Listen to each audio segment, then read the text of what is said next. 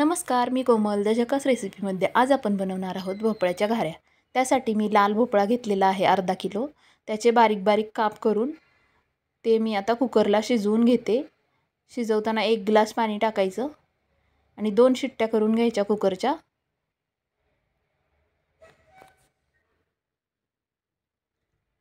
आता कुकर थंड झाल्यानंतर हे भोपळ्याचे काप मी एका परातीमध्ये ओतून घेतलेत आणि ते असे बारीक करून घ्यायचे, एकजीव करून घ्यायचे सगळं मिश्रण। आणि त्यामध्ये 2 वाटी गूळ टाकायचा,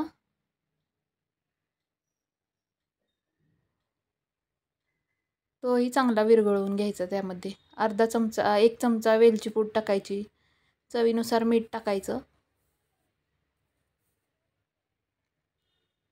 आणि 1 वाटी बेसन पीठ टाकायचं।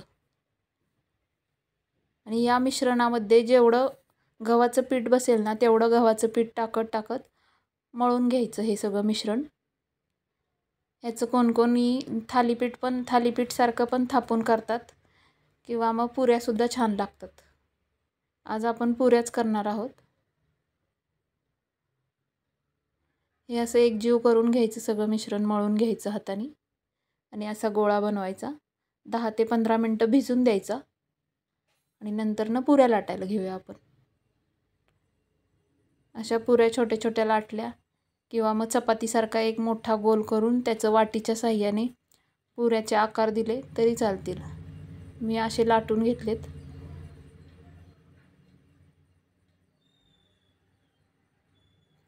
चार 5 पुऱ्या लाटून घेतल्यात। हे पहा, इकडे तेल गरम झालेलं आहे। दोन्ही बाजूनी पुरी अशी चांगली तळून घ्यायची। ह्याला भोपळ्याच्या पुऱ्या पण बोलतात, कोण घाऱ्या बोलतं। आमच्या इकडे भोपळ्याच्या घाऱ्या बोलतात। दोन्ही बाजूनी चांगली ह्या घाऱ्या तळून घ्यायच्या आणि तयार आहेत भोपळ्याच्या घाऱ्या। तुम्हाला माझ्या रेसिपी आवडत असतील तर रेसिपीला लाईक करा, शेअर करा आणि सबस्क्राईब करा। धन्यवाद।